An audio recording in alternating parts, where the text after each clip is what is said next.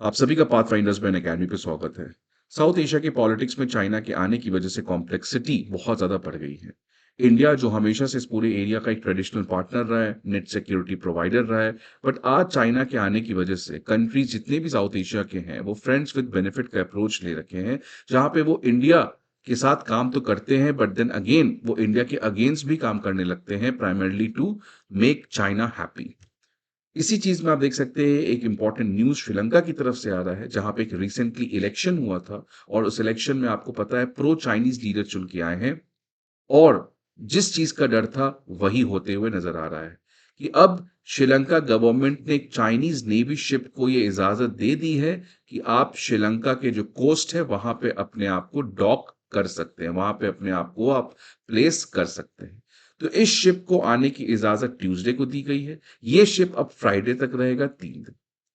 तो ये एक काफी ज्यादा इंपॉर्टेंट न्यूज आ जाता है बिकॉज श्रीलंका में जिस तरीके से सरकार चेंज हुई है ये बहुत हद तक एक्सपेक्टेड था बट सरप्राइजिंग भी है बिकॉज रिसेंट टाइम्स में एस जयशंकर भी विजिट किए थे। तो इन्हीं चीजों को हम लोग बात करेंगे कि क्यों ये पूरा मुद्दा है क्या, ये क्यों इंडिया एक्सपेक्ट नहीं कर रहा था और क्यों इंडिया एक्सपेक्ट कर भी रहा था, ये क्या बताता है साउथ एशिया के कंट्रीज के लिए और इंडिया को अपना आने वाले टाइम में स्ट्रेटजी क्या रखना चाहिए। इन सारी चीजों को आज के सेशन में हम लोग बात करेंगे।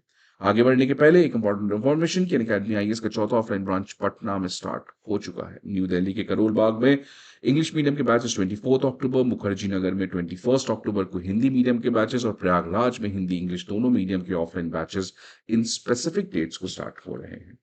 आपको पता है academy IAS comprehensive GS course के अलावा सी सैट ऐसे writing course, comprehensive current affairs, full and test series और ऑप्शनल कोर्सेज भी प्रोवाइड करता है। इन सारे इन्फॉर्मेशन के लिए आपको हमारे अकेडमी आईएएस के ऑफलाइन ब्रांचेस पे विजिट करना होगा या नहीं तो आप हमारे ऐप को डाउनलोड कर सकते हैं जहां पे आपको ये सारे इन्फॉर्मेशन प्रोवाइड किए जाएंगे। अब ये पूरा मुद्दा क्या है, आप इसको मुद्दे को देखिए यहाँ पे कि जो श्रीलंका जो गवर्नमेंट है उसने अलाउ किया है एक चाइनीज नेवी शिप को कि वो आके श्रीलंका के कोस्ट पे अपने आप को स्टेशन कर सकती है। ये क्यों बहुत ज्यादा सरप्राइजिंग है बिकॉज लास्ट ईयर श्रीलंका ने ये बैन लगाया था कि कोई भी फॉरेन रिसर्च वेसल, मतलब कोई भी रिसर्च वेसल किसी दूसरे कंट्री का, वो श्रीलंका के कोस्ट पे आके अपने आप को डॉक नहीं कर सकता है। ये क्यों बैन लगाया था? Because of request from India. Because ये जो रिसर्च वेसल्स हैं इनका काम है रिसर्च करना, वाटर में रिसोर्सेज कितने हैं एंड ऑल दोस थिंग।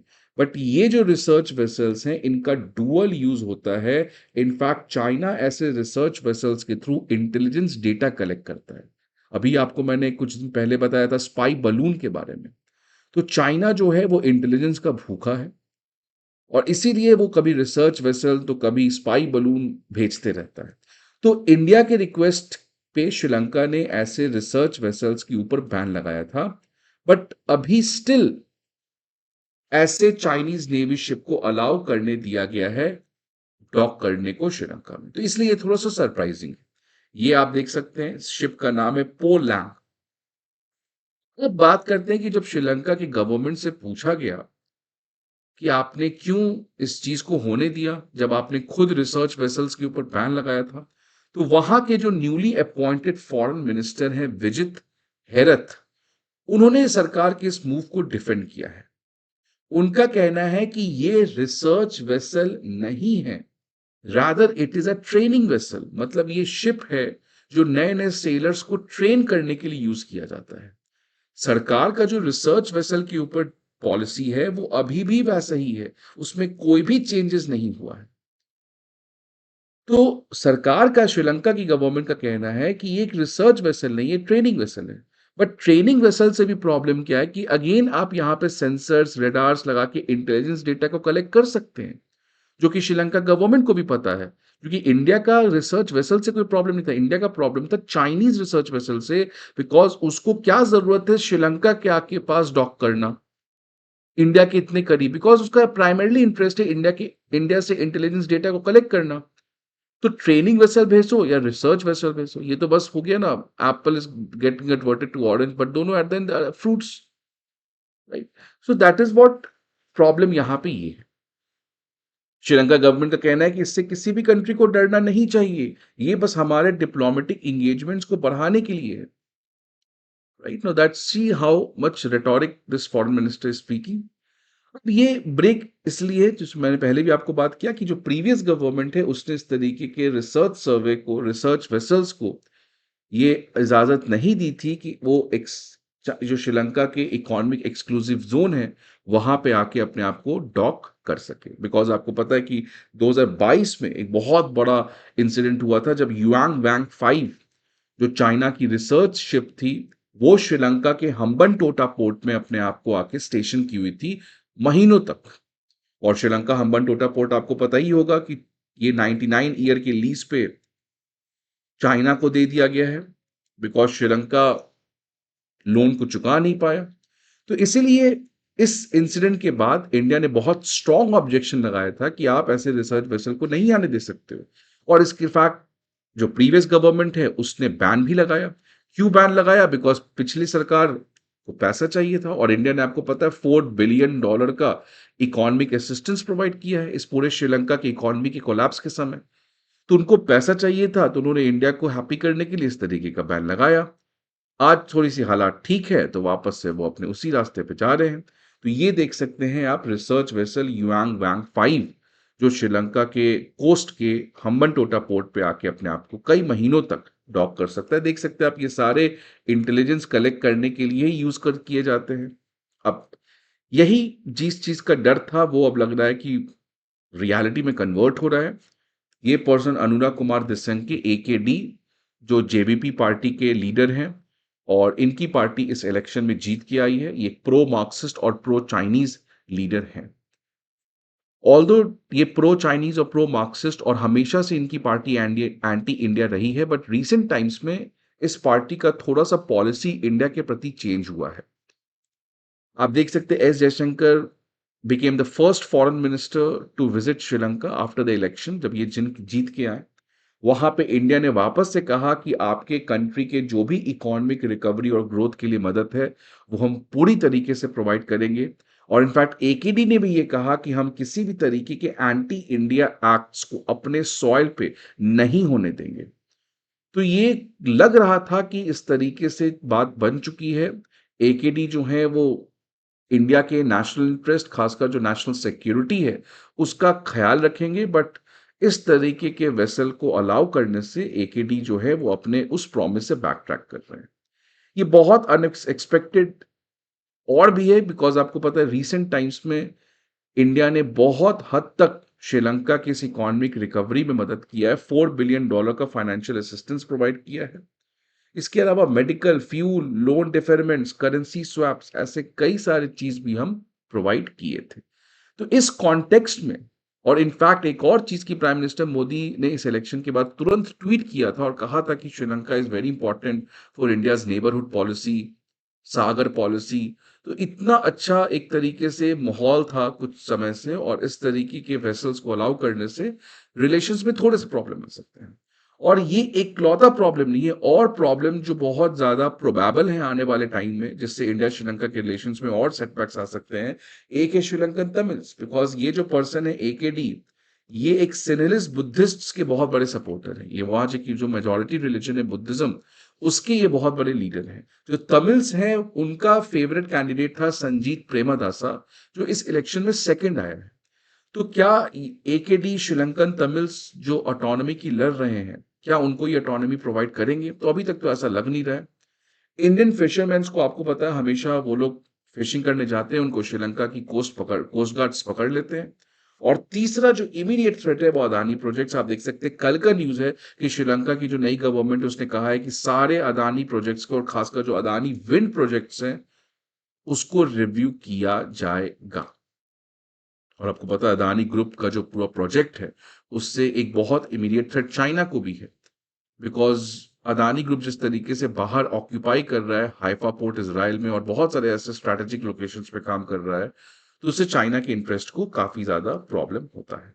अब चाइना इस पूरे एरिया में, not only in Sri Lanka but पूरे इस साउथ एशिया में, क्यों ऐसा इन्फ्लुएंस रीसेंट टाइम्स में गेन किया है? इसके आप देख सकते हैं तीन मेजर रीजन है।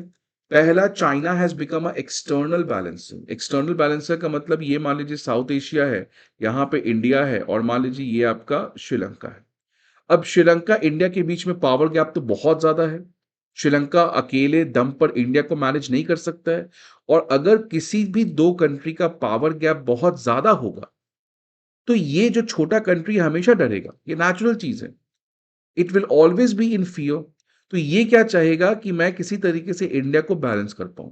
तो ये क्या करेगा, ये किसी और कंट्री के साथ मिलके इंडिया को बैलेंस करेगा। उस केस में जो चाइना है वो साउथ एशिया में तो है नहीं, वो एक एक्सटर्नल कंट्री है। तो ये एक तरीके से श्रीलंका के साथ मिलके इंडिया को बैलेंस करना चाह रहा है। और ये सारे कंट्रीज के साथ है, बांग्लादेश, नेपाल। पहले ये ऑप्शन था नहीं, बिकॉज चाइना उतना बड़ा पावर था नहीं। आज चाइना जिस तरीके से $20 ट्रिलियन की इकोनॉमी है, तो चाइना रिसेंट टाइम एक एक्सटर्नल बैलेंसर बन चुका है। नेट सिक्योरिटी प्रोवाइडर चाइना का, आपको पता है इतना ज्यादा material power. Eight the and money speaks, India भले जितना भी कर ले, but at the and money speaks. और चाइना का जिस तरीके से मटेरियल लेवरेज है वो बहुत ज्यादा है। और नॉन नॉर्मेटिव पार्टनर।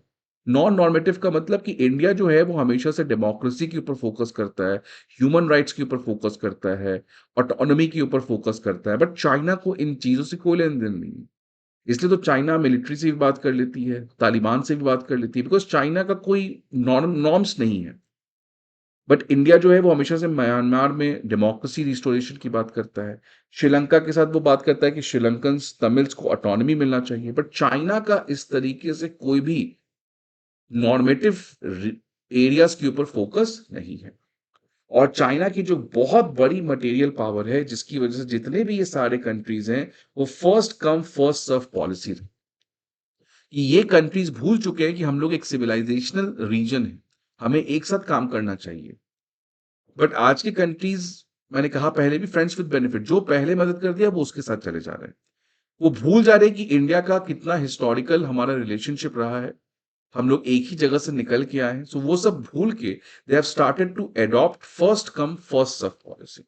और इसको बहुत ही अच्छे से बांग्लादेश के मिनिस्टर ने कोट किया था, पुराने बांग्लादेश अवामी लीग के उस समय के मिनिस्टर। इंडिया जो है वो एक पॉलिटिकल फ्रेंड है, बट चाइना जो है वो नेसेसरी है डेवलपमेंट के लिए।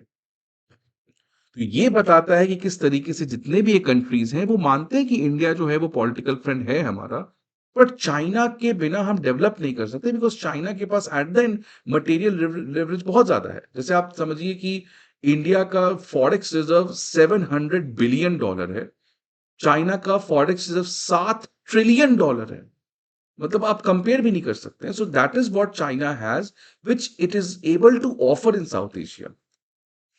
और इसी की वजह से जो साउथ एशियन कंट्रीज हैं, वो एक तरीके के बैलेंसिंग एक्ट को कर रहे हैं, कि इंडिया के साथ वो भी रिलेशन रख रहे हैं और साथ ही साथ चाइना के साथ भी रख रहे हैं। तो ये अब इम्पॉसिबल है कि आप चाइना को साउथ एशिया से हटा सकते हैं। इंडिया के नेशनल इंटरेस्ट के लिए बस ये करना होगा कि चाइना ठीक है पैसा दे, सब कुछ दे, पर चाइना किसी भी काम ऐसा ना करे जो इंडिया की सिक्योरिटी को थ्रेट पहुंचाए। सो डिस्पाइट फोकसिंग ऑन कि हम क्या चाइना को हटा देंगे, ये कर देंगे, वो पॉसिबल नहीं है। चाइना के साथ मिलके अगर कहीं काम कर सकते हैं तो दैट इज गुड। अगर नहीं भी काम कर सकते हैं मिलके, तो एक चीज इंडिया को इंश्योर करना है कि इस तरीके की स्पाई वेसल्स, ये सब चीजें जो हमारे सिक्योरिटी को खतरा पहुंचाए, ये ना हो। साथ ही साथ इंडिया जापान के साथ मिलके चाइना को बैलेंस कर सकता है इस पूरे एरिया में, बिकॉज जापान के पास अगेन मटेरियल लेवरेज बहुत ज्यादा है एज कंपेयर टू इंडिया। तो ये सब कंट्रीज को मिलके, और ये जो साउथ एशिया कंट्रीज है उनको भी ये समझना चाहिए कि India at the and is very important. आप देखो इंडिया कैसे मोहम्मद मुइजू को अभी हेल्प किया, बांग्लादेश को हमने इलेक्ट्रिसिटी एग्रीमेंट के अंदर नेपाल से अलाउ किया इलेक्ट्रिसिटी बेचने का। So India has always stood for the time. In leaders को थोड़ा सा प्रैग्मेटिज्म, इन लीडर्स को थोड़ा सा मैच्योरिटी दिखलाना पड़ेगा when it comes to dealing with India. आपका क्या व्यू है इस पर्टिकुलर इशू पे? क्या आपके हिसाब से ये सही डिसीजन है? क्या इंडिया को और करना चाहिए अपने नेशनल इंटरेस्ट को साउथ एशिया में प्रोटेक्ट करने के लिए? आप इन चीजों को जरूर कमेंट बॉक्स में बताएं। अगर आपको वीडियो अच्छा लगे तो लाइक करिएगा। See you again in the next video. Till then good bye, take care.